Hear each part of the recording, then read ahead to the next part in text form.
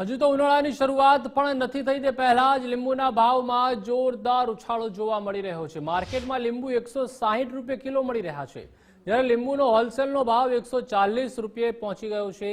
ઉલ્લેખનીય છે કે સામાન્ય રીતે ઉનાળો શરૂ થાય છે ત્યારે લીંબુના ભાવ 100 ને પાર પહોંચતા હોય છે, પણ આ વખતે ઉનાળાની શરૂઆત પહેલા જ લીંબુ 140 ને પાર પહોંચી ગયા છે। લીંબુની આવકમાં 80%નો ઘટાડો થવાને કારણે લીંબુના ભાવ વધ્યા છે।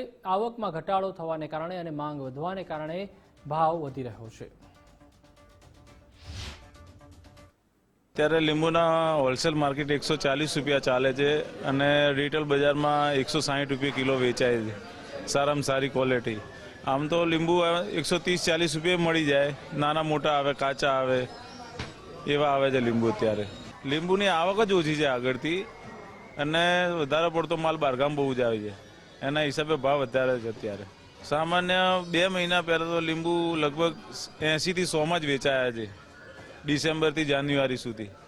જાન્યુઆરી એન્ડથી પછી પાછા ભાવ વધી ગયા છે, 200 થી 250 રૂપિયા ફૂલ ઉનાળામાં જતા રહેશે ભાવ।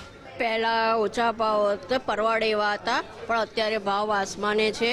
અત્યારે ઉનાળો આવ્યો છે અને જોઈએ લીંબુ તાકાત ને શક્તિ માટે લોકોને લીંબુનું શરબત પીએ, પણ અત્યારે ભાવ ઉનાળા પહેલાં ભાવ વધી ગયા છે, એટલે આ મોંઘવારી તો છે, એટલે આ લોકોને પૈસા વધારે ખર્ચીને પણ લેવા પડે છે। અત્યારે બજેટ કોરવાઈ જ ગયું છે। અત્યારે સામાન્ય લોકોને લીંબુનું શરબત પીવું હોય ને તો વિચાર કરવો પડે છે।